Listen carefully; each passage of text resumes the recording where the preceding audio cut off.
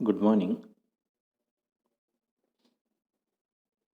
आज आपण departmental account या प्रकरणाचा अभ्यास करणार आहोत. डिपार्टमेंटल अकाउंट निर्माण होण्याची आवश्यकता का भासली याचा एक महत्त्वाचा भाग यामध्ये आपल्याला पाहायचा आहे.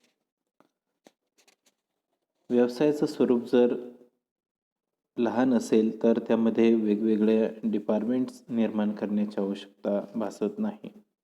परंतु आजच्या स्पर्धायुक्त परिस्थितीमध्ये किंवा स्पर्धेच्या काळामध्ये व्यवसायाचा आकार आणि त्याचं स्वरूप त्याचबरोबर कार्यक्षेत्र हे वाढत जातं आणि ते वाढत गेल्यामुळं आपोआपच व्यवसायामध्ये कोणता विभाग अतिशय कार्यक्षमपणे काम करत असतो किंवा त्या संबंधित विभागाचा होणारा जो काही प्रॉफिट किंवा लॉस असेल तो कितपत आहे आणि यावरून संपूर्ण व्यवसायातील विभागांचा त्या ठिकाणी विचार केला जात असतो किंवा एकमेकांची तुलना त्या ठिकाणी आपल्याला करता येत असते. त्याचबरोबर प्रत्येक विभागाचे व्यवहार जे आहेत ते स्वतंत्रपणे त्या ठिकाणी आपल्याला ठेवता येत असतात आणि यासाठीच हे डिपार्टमेंटल अकाउंट्स काय केलं जातं, तयार केलं जात असतं. डिपार्टमेंटल अकाउंटमध्ये ट्रान्झॅक्शन्स आहेत ते रेकॉर्ड करत असताना काही कॉमन स्वरूपाचे एक्सपेन्सेस असतात आणि काही स्पेशल म्हणजे त्या संबंधित डिपार्टमेंटचे रिलेटेड काही ट्रान्झॅक्शन असतात ज्याला आपण ॲक्च्युअल एक्सपेन्सेस असं म्हणत असतो. ॲक्च्युअल एक्सपेन्सेस म्हणजेच त्या डिपार्टमेंटनं केलेला खर्च. तर यांची जी काही विभागणी आहे ती या ठिकाणी आपल्याला करायची. त्या डिपार्टमेंटमध्ये ज्याचा त्याचा खर्च जो आहे तो स्वतंत्रपणे रेकॉर्ड झाला पाहिजे. त्याचबरोबर कॉमन एक्सपेन्सेस जो आहे त्या कॉमन एक्सपेन्सेसचं सुद्धा डिवायडेशन योग्य पद्धतीनं झालं पाहिजे आणि ते योग्य पद्धतीनं डिवायडेशन करून स्वतंत्रपणे प्रत्येक डिपार्टमेंटचं trading account, profit and loss account, त्याचबरोबर बॅलन्स शीट जे आहे ते आपल्याला काय करता येतं, स्वतंत्र दाखवता येत असतं किंवा एकाच बॅलन्स शीटमध्ये प्रत्येक डिपार्टमेंटचा वेगवेगळा कॉलम जो आहे तो स्वतंत्रपणे आपल्याला दाखवता येतो आणि त्यावरून त्या संबंधित डिपार्टमेंटचा असणारा जो काही कारभार असेल तो कारभार, त्याचबरोबर त्याने केलेले ट्रान्झॅक्शन आणि एकंदरीतच त्या डिपार्टमेंटची असणारी कार्यक्षमता जी आहे ती स्वतंत्रपणे आपल्याला काय करता येते यामध्ये दाखवता येत असते. डिपार्टमेंट अकाउंटमध्ये एक्सपेन्सेस आहेत ते डिव्हाइड करावे लागत असतात किंवा त्याचं जे काही ॲलोकेशन आहे ते आपल्याला करावं लागत असतं. त्यामध्ये दोन प्रकार येतात, ॲक्च्युअल एक्सपेन्सेस आणि कॉमन एक्सपेन्सेस. आणि ते एक्सपेन्सेस जे आहे ते डिव्हाइड करत असताना त्याला काही आधार असावा लागतो किंवा काही बेस असावा लागतो. म्हणून आपण बेसिस ऑफ अपॉर्शनमेंट जे आहेत महत्त्वाच्या काही या ठिकाणी आपण पाहणार आहोत की ज्याच्या आधारे आपल्याला त्या संबंधित व्यवसायातील जे काही एक्सपेन्सेस असतील ते ॲलोकेट करता येतील. त्यामध्ये पहिला भाग येतो तो म्हणजे डिपार्टमेंटल वेजेस. डिपार्टमेंटल वेजेस जे आहेत ते डिपार्टमेंटल वेजेस आपल्याला प्रत्येक डिपार्टमेंटच्या गरजेनुसार काय करता येतात, डिव्हाइड करता येत असतात आणि साधारणतः त्यामध्ये विशेष करून इन्शुरन्स असेल, प्रीमियम असेल किंवा वर्कमॅनचं कॉम्पेन्सेशन खर्च असेल, ESI असेल, या बेसिसवरती आपल्याला हा वेजेस काय करता येतो, ॲलोकेट करता येत असतो. त्याचबरोबर कॅपिटल व्हॅल्यू ऑफ द ॲसेटचे असणारे जे काही कॅपिटल व्हॅल्यूज असतील त्या कॅपिटल व्हॅल्यूजसुद्धा आपल्याला काय करता येतात, या बेसिसनुसार डिव्हाइड करता येत असतात आणि त्या संबंधित ॲसेटच्या किमतीनुसार त्यांचं असणारं डेप्रिसिएशन असेल, इन्शुरन्स असेल किंवा इतर जे काही घटक असतील ते आपल्याला ॲलोकेट करावे लागतात. त्यानंतर फ्लोअर एरिया म्हणजेच त्या संबंधित व्यवसायामध्ये वेगवेगळ्या विभागांना किती एरिया डिव्हाइड करून दिलेला आहे किंवा त्यांनी किती व्यापलेला आहे त्यानुसार त्यांचं असणारं लायटिंग, रेंट, रेट्स किंवा काही वेळेला नाईट वॉचमनचे असणारे वेजेस जे आहेत ते त्या संबंधित फ्लोअर एरियानुसार आपल्याला डिव्हाइड करता येतात. त्यानंतर काही गोष्टी ज्या आहेत त्या नंबर ऑफ वर्कर्स एम्प्लॉईडनुसार आपल्याला डिव्हाइड करावे लागतात किंवा ॲलोकेट करावे लागतात. त्यामध्ये workers canteen, welfare expenses, time keeping departmental expenses जो असेल तो त्या संबंधित विभागामध्ये किती वर्कर्स काम करत असतात त्यानुसार आपल्याला डिव्हाइड करावा लागतो. त्याचबरोबर प्रोडक्शन हावर्स किंवा डायरेक्ट लेबर जे आहे तो सुद्धा एक बेसिस महत्त्वाचा आहे. त्यामध्ये वर्क मॅनेजरची असणारी सॅलरी, त्यानंतर जनरल ओव्हरटाईम एक्सपेन्सेस किंवा इंटर डिपार्टमेंटल कॉस्ट जी असते ती या ठिकाणी आपल्याला काय करता येते, डिव्हाइड करता येत असते किंवा ॲलोकेट करता येत असते. त्याचबरोबर टेक्निकल एस्टिमेट हा सुद्धा एक बेसिस आपल्याला यामध्ये वापरायचा आहे. त्यामध्ये महत्त्वाचा भाग येतो की इंजिनियरचं जे काही एस्टिमेट असेल ते इंजिनियरच्या एस्टिमेटचा या ठिकाणी विशेष करून आपल्याला विचार करावा लागतो, कारण हा टेक्निकल एक्सपेन्सेस त्या ठिकाणी असतो आणि हा टेक्निकल एक्सपेन्सेस संबंधित इंजिनियर्स जे असतील किंवा त्या व्यक्ती जे असतील त्यांनी कोणत्या विभागाला किती वेळ त्या ठिकाणी दिलेला आहे किंवा त्यांनी किती वेळ त्यामध्ये काम केलं आहे त्यानुसार हा आपल्याला ॲलोकेट करता येत असतो.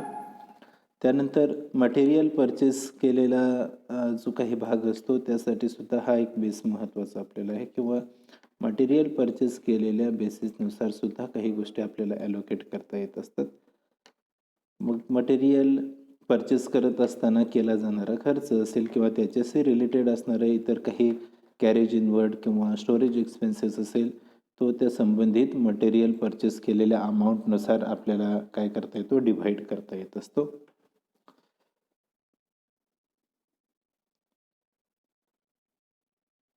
या ठिकाणी आपण हा ॲलोकेशन एक्सपेन्सेस जे आहेत त्याचा चार्ट या ठिकाणी पाहणार आहोत. कोणता खर्च कोणत्या बेसिसनुसार ॲलोकेट केला जाईल. प्रथमतः पहिला भाग जो आहे तो या ठिकाणी आपल्याला पाहायला मिळतो तो म्हणजे रेंट अँड रेट्स. तो फ्लोअर स्पेस ऑक्युपाईड बाय इच डिपार्टमेंट, म्हणजेच प्रत्येक डिपार्टमेंटनं किती एरिया ऑक्युपाय केलेला आहे त्यानुसार त्याचं रेंट जे आहे त्या डिपार्टमेंटला संबंधित काय करावं लागतं, आपल्याला वाटून द्यावं लागतं किंवा ॲलोकेट करावं लागत असतं. त्यानंतर दुसरा भाग येतो तो लायटिंग भाग जो आहे तो on the basis of actual consumption, म्हणजे प्रत्यक्षरित्या होणारा वापर किंवा समजा जर ॲक्च्युअल त्या ठिकाणी आपल्याला वापर अवेलेबल जर नसेल तर संबंधित प्रत्येक डिपार्टमेंटमध्ये किती इलेक्ट्रिक पॉईंट्स आहेत किंवा पॉवर लॅम्प्स किती वापरले जातात किंवा एरिया कव्हर किती होतो त्यानुसार आपल्याला लायटिंगचा खर्च जो आहे तो डिव्हाइड करावा लागतो.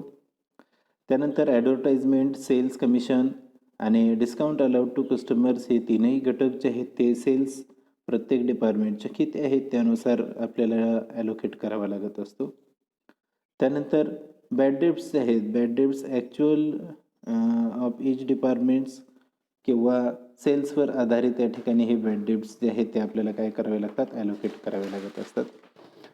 इलेक्ट्रिक पॉवर मशीनसाठी जी वापरली जात असते की त्याचा येणारा खर्च जो आहे तो ते संबंधित मशीन किती हॉर्स पॉवरचं आहे किंवा किती मशीन्स त्या डिपार्टमेंटमध्ये यूज केले जात असतात किंवा नंबर ऑफ वर्कर्स किती आहेत यानुसार ते आपल्याला काय करावं लागतं, डिव्हाइड करावं लागत असतं.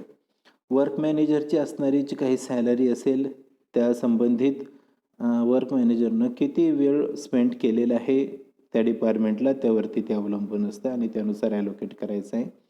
त्यानंतर एअर कंडिशनिंगचा असणारा जो काही खर्च आहे तो किती स्पेस ऑक्युपाईड केलेला आहे त्यानुसार येतो. इन्शुरन्स जो आहे त्या इन्शुरन्समध्ये स्टॉकचा असणारा इन्शुरन्स हा त्या स्टॉकची असणारी व्हॅल्यू जी असेल त्या डिपार्टमेंटला त्यानुसार होईल. बिल्डिंगचा फ्लोअर स्पेस किती ऑक्युपाय केलेला आहे त्यानुसार होईल. त्यानंतर लॉस ऑफ प्रॉफिट जो आहे तो त्या संबंधित प्रिसिडिंग इयरमध्ये किंवा प्रॉफिटच्या कालावधीनुसार त्या ठिकाणी काय करावं लागेल, आपल्याला ॲलोकेट करावं लागेल. त्यानंतर स्टाफ वेलफेअरचा असणारा जो काही एक्सपेन्सेस आहे तो त्या संबंधित डिपार्टमेंटमध्ये किती एम्प्लॉईज काम करतात किंवा किती एम्प्लॉई त्यामध्ये कार्यरत आहेत त्यानुसार तो डिवाइड होतो. त्यानंतर प्रिंटिंग अँड स्टेशनरीचा असणारा जो काही एक्सपेन्सेस आहे तो त्या संबंधित डिपार्टमेंटचा असणारा टर्नओव्हर जो असेल त्या प्रमाणामध्ये आपल्याला तो विभागून द्यावा लागणार आहे. त्यानंतर फ्राईटचे आहे, फ्राईटमध्ये 2 प्रकार येतात. पहिल्यांदा येतो इनवर्ड इनवर्ड फ्राईडचे आहे ते त्या संबंधित डिपार्टमेंटच्या नेट पर्चेसेस किती आहेत त्यावरती किंवा त्या संबंधित प्रमाणामध्ये आपल्याला तो काय करायचा आहे, डिवाईड करून द्यायचा आहे. त्यानंतर आउटवर्ड फ्राईट जे आहे किंवा फ्राईट आउटवर्ड ज्याला आपण म्हणतो ते त्या संबंधित डिपार्टमेंटच्या नेट सेल्स किती आहेत त्या रेशोमध्ये आपण काय करतो तो ॲलोकेट करून देत असतो. त्यानंतर बिल्डिंग रिपेअरिंगचा असणारा जो काही खर्च आहे तो त्या संबंधित डिपार्टमेंटनं किती जागा व्यापलेली आहे त्यानुसार तो येतो. त्याचबरोबर हिटिंग जे आहे, हिटिंगचा असणारा खर्च ॲलोकेट करत असताना त्या संबंधित डिपार्टमेंटमध्ये किती पॉईंट्स यूज केले जातात, लॅम्प यूज केले जातात किंवा किती एरिया आहे त्यानुसार ते डिवाईड होतं. किंवा त्यानंतर डिस्काउंट रिसिव्डचा आहे, पर्चेसेसचा असणारा जो काही रेशो आहे त्या संबंधित डिपार्टमेंटचा त्यानुसार ॲलोकेट करावं लागेल. डिलिव्हरी अँड एक्सपेन्सेस त्याचबरोबर ट्रॅव्हलिंग एक्सपेन्सेस या दोन्ही गोष्टी ज्या आहेत त्या सेल्स रेशोनुसार किंवा त्या संबंधित डिपार्टमेंट्स जे असतील त्यांच्या प्रत्येकाच्या सेल्स किती आहेत त्यांचा आपण रेशो काढतो आणि त्यामध्ये ॲलोकेट करत असतो. ॲडमिनिस्ट्रेटिव्ह एक्सपेन्सेस जो आहे तो ते संबंधित ॲडमिनिस्ट्रेशन किती टाईम प्रत्येक डिपार्टमेंटला वेळ देतं त्यांच्या रेशोमध्ये आपल्याला तो ॲलोकेट करायचा आहे. त्यानंतर postage, telephone, printing and stationery यांचा असणारा जो काही खर्च आहे तो करत असताना सेल्सचा विचार केला जातो किंवा संबंधित डिपार्टमेंटनं प्रत्यक्ष किती खर्च केलेला आहे त्याचाही विचार आपल्याला करावा लागेल. त्यानंतर वर्कमॅन कॉम्पेन्सेशनचं हे ते संबंधित डिपार्टमेंट किती वेजेस यूज करतं त्या वेजेसच्या रेशोमध्ये आपल्याला ते काय करायचं आहे, ट्रान्सफर करायचं आहे. त्यानंतर PF आणि ESI हे आहे वेजेस ऑफ द डिपार्टमेंटनुसार ट्रान्सफर होईल किंवा ॲलोकेट होईल. त्यानंतर कॅन्टीन सबसिडी, मेडिकल बेनिफिट्स आहेत त्या संबंधित डिपार्टमेंट्समध्ये असणाऱ्या वर्करची संख्या आणि त्यांचा असणारा रेशो त्या प्रमाणामध्ये डिव्हाइड होईल. त्यानंतर जनरल मॅनेजरची सॅलरी जी आहे ती सॅलरी आपल्याला त्या संबंधित जनरल मॅनेजरनं प्रत्येक डिपार्टमेंटसाठी किती वेळ काम केलेलं आहे किंवा किती वेळ दिलेला आहे त्याचा विचार करून ॲलोकेट करावं लागेल. म्हणजेच टाईम डिव्होटेडच्या रेशोनुसार ते आपल्याला काय करायचं आहे, ॲलोकेट करायचं आहे. यानंतर या डिपार्टमेंटचं फायनल अकाउंट जे आहे ते आपल्याला तयार करायचं आहे. फायनल अकाउंट जे आहे ते नेहमीच आपलं असणारं trading account, profit and loss account आणि बॅलन्स शीट जे आहे त्याच प्रमाणामध्ये किंवा त्याच भागांमध्ये त्या ठिकाणी आपल्याला पाहायला मिळतं. फक्त इथं महत्त्वाचा असणारा भाग जो आहे तो घेत असताना trading and profit and loss account जे आहे ते आपण स्वतंत्र तयार करतो. त्यानंतर general profit and loss account स्वतंत्र तयार करतो आणि बॅलन्स शीट जे आहे ते बॅलन्स शीट आपल्याला स्वतंत्र तयार करावं लागत असतं. प्रथमतः आपण trading and profit and departmental trading and profit and loss account जो आहे त्याचा फॉर्मॅट जो आहे तो या ठिकाणी पाहणार आहोत. Trading and profit and loss अकाउंटमध्ये ट्रेडिंग जसं आपलं नेहमीचं ट्रेडिंग अकाउंट असतं त्याच पद्धतीचं ट्रेडिंग अकाउंट या ठिकाणी आपल्याला पाहायला मिळतं. डेबिट साईडला आपल्याला ओपनिंग स्टॉक, पर्चेसेस, त्याचबरोबर लेस रिटर्न्स, त्यानंतर to transfer, less returns, wages, freight आणि ग्रॉस प्रॉफिट कॅरीड डाऊन असे नेहमीचेच घटक आहेत. फक्त ट्रान्सफर हा जो घटक आहे हा इंटर डिपार्टमेंटल ट्रान्झॅक्शन या ठिकाणी आपल्याला पाहायला मिळतं. म्हणजे एका डिपार्टमेंटकडून जर दुसऱ्या डिपार्टमेंटनं माल खरेदी केला असेल किंवा दुसऱ्याला जर दिला असेल तर त्याचे जे काही रेकॉर्डिंग्स आहेत ते इंटर डिपार्टमेंटल ट्रान्सफर्स म्हणून आपल्याला इथं घ्यावे लागत असतात. तसंच या ट्रेडिंग अकाउंटच्या क्रेडिट साईडला बाय सेल्स त्यातून रिटर्न्स आहेत ते लिस्ट केलेले आहेत. त्यानंतर इंटर डिपार्टमेंटल ट्रान्सफरचं ट्रान्झॅक्शन आहे त्यातही जर काही रिटर्न्स असतील तर त्या लिस्ट केल्या जातात. त्यानंतर closing stock, by loss on shop soil goods, loss by fire असे नेहमीचे घटक या ठिकाणी येत असतात. आणि ते अकाउंट क्लोज झाल्यानंतर त्याचा येणारा जो काही ग्रॉस प्रॉफिटचा बॅलन्स आहे तो पुन्हा क्रेडिट साईडला इथं आपल्याला घेतलेला पाहायला मिळतो by gross profit brought down. आणि त्यानंतर याची जी काही डेबिट साईड आहे त्या डेबिट साईडला salaries, delivery expenses, rent, travelling expenses, advertisement, telephone, discount, electricity, insurance, postage and telegram, bad debts, salesman's commission असे घटक आपल्याला डेबिट साईडला पाहायला मिळतात. आणि शेवटी हे अकाउंट क्लोज केल्यानंतर त्याचा येणारा जो काही बॅलन्स असेल तो जनरल प्रॉफिट अँड लॉस अकाउंटला ट्रान्सफर केला जात असतो. हे आपलं general profit and loss account आपल्याला इथं पाहायला मिळेल. जनरल प्रॉफिट अँड लॉस अकाउंटच्या डेबिट साईडला इथं आपण पाहू शकता टू प्रॉफिट रिझर्व म्हणजेच जो प्रॉफिट अँड लॉस अकाउंटमधून काय केलेलं आहे ट्रान्सफर केलेला आहे तो येतो. त्यानंतर कॉमन स्वरूपाचे असणारे जे काही एक्सपेन्सेस असतील ते या जनरल प्रॉफिट अँड लॉस अकाउंटमध्ये इथं आपल्याला दिसतात. त्यामध्ये audit fees, loss on shop soil good, त्याचबरोबर loss by fire, income tax आणि शेवटी त्याचा येणारा जो काही बॅलन्स असेल जो आपण काय करतो कॅपिटल अकाउंटला ट्रान्सफर करत असतो बॅलन्स शीटमध्ये. त्याचबरोबर क्रेडिट साईडला येतं तो म्हणजे प्रथमतः त्या आपल्या अगोदरच्या trading and profit and loss अकाउंटमधून ट्रान्सफर होणारा नेट प्रॉफिटचा बॅलन्स, त्यानंतर इन्व्हेस्टमेंटवरचा असणारा इंटरेस्ट, डिव्हिडंड जर काही मिळाला असेल तर तो, आणि ज्या ॲसेट्स आहेत त्या ॲसेट सेल केल्यानंतर मिळणारा प्रॉफिट. अशा पद्धतीचे घटक हे जनरल प्रॉफिट अँड लॉस अकाउंटला येत असतात. आणि हे अकाउंट क्लोज केल्यानंतर याचा येणारा जो काही बॅलन्स असेल, प्रॉफिट जर आला तर तो आपण काय करतो बॅलन्स शीटला कॅपिटलमध्ये ॲड करतो आणि लॉस जर आला तर कॅपिटलमधून तो लेस करत असतो. हे आपलं बॅलन्स शीट या ठिकाणी आपल्याला पाहायला मिळत. बॅलन्स शीटच्या फॉर्मॅटमध्ये नेहमीप्रमाणेच लायबिलिटी साईड आणि ॲसेट साईड अशा दोन साईड आपल्याला या ठिकाणी पाहायला मिळतात. लायबिलिटी साईडला कॅपिटल, त्यामध्ये नेट प्रॉफिट ॲड होतो.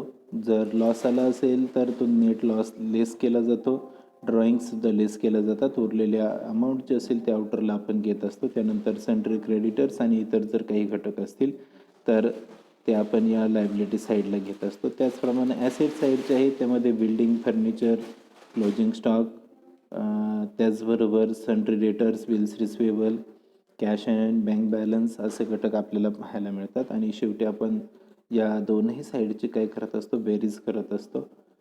बेरीज झाल्यानंतर दोन्हींची बेरीज जी आहे ती जर सारखीच आली म्हणजे दोन्ही साईड जर सारख्या आल्या तर ते संबंधित बॅलन्स हे टॅली झालं असं या ठिकाणी मानलं जात असतं. तर अशा पद्धतीनं हे डिपार्टमेंटल अकाउंटचे जे काही फॉर्मॅट्स आहेत त्यामध्ये trading and profit and loss account, त्याचबरोबर general profit and loss account आणि बॅलन्स शीट या तिन्हींचेही फॉर्मॅट आणि त्यामध्ये असणारे जे काही महत्त्वाचे कंटेंट्स आहेत ते या ठिकाणी आपण पाहिलेले आहेत.